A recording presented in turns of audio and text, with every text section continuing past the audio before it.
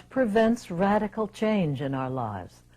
The change that we inherently feel is necessary to bring about a new way of living. Why do we repeat the same patterns, generation after generation? Krishnamurti points out that the psychological conditioning of the past, what we have been taught by parents, peers, our education, our work and social environment, can be iron bars that hold us. He questions our identification as members of a certain nationality, religion, or class. Can we not move beyond the old learned responses of the past? Are we condemned forever to be prisoners of the past? Krishnamurti on conditioning.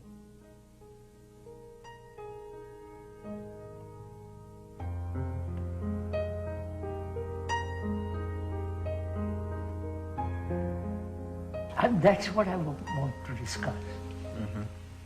Whether it's possible to change the human condition and not accept it. Say, as most philosophers, the existentialists and others say, your human nature is conditioned. You cannot change, you can modify it. Do we accept that? Or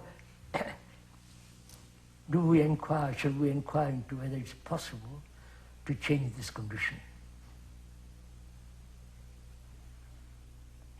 Yes, I think we should inquire into that. If you say it cannot be changed, then the argument is over. A lot of this conditioning is deep in our biological nature. Oh, yeah. But cannot those also be transformed? I may have inherited what? Violence from the apes and so on and so on. Can't I change that?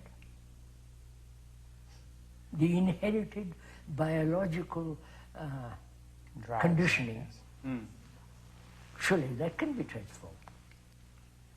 Well, all societies, surely, seek to transform these biological drives that we have. And all processes of bringing children up in all societies seek to bring those drives within the control of the society. Otherwise, you'd have complete anarchy. So, why do you divide, if I may ask, society and being? As though society was something outside, which is influencing me, conditioning me. But I have my parents, grandparents, so on, past generations, have created that society. So I'm part of that society. I am society. I want to abolish this idea in discussion, this separation from me and society. I am society, I am the world. I'm the result of all these influences, conditioning, whether in the East or in the West or in South or North. It's all part of conditioning. Yes. So we are attacking the conditioning, not where you are born or East or West. So I'm asking, I'm conditioned that way. Is it not possible to be free of it? Free of my conditioning? If you say it's not possible, then it's finished.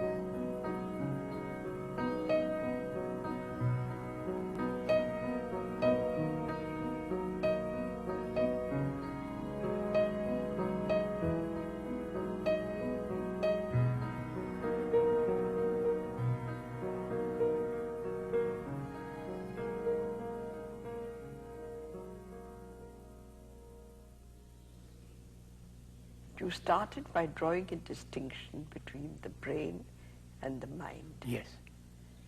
Would you elaborate? We are saying that the brain is conditioned, at least some of it.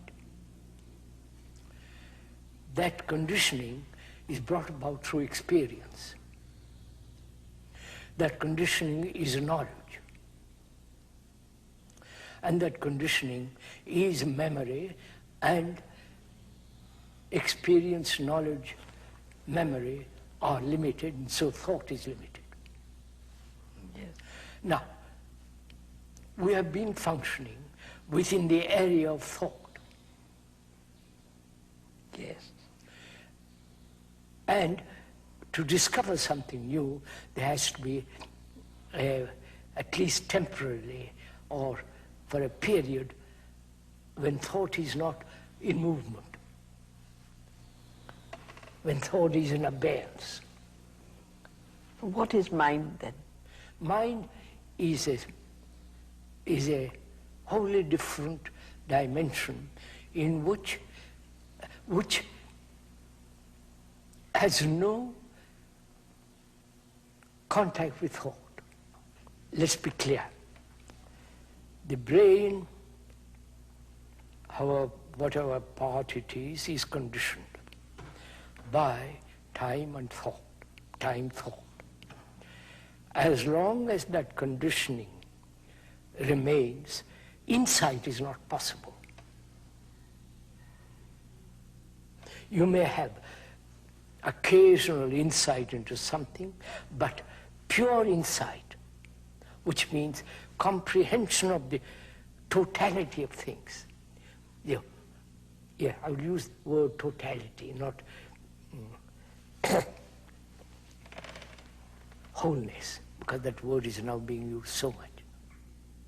It is the perception of completeness, right? That insight is not time thought. Therefore, that insight is part of that brain which is at a different is in a different dimension. Insight can only take place when there is freedom from time and thought.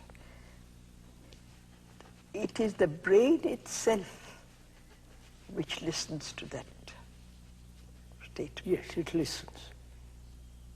And then what happens? Just a minute, what happens? If it listens, it's quiet. It's quiet. It isn't ruminating, it's not going on, but what does he mean? It is not rattling, it's quiet. Right? Yes, it's quiet. Wait. When it is actually not induced quietness, actually when it listens, and there is quietness, then there is insight.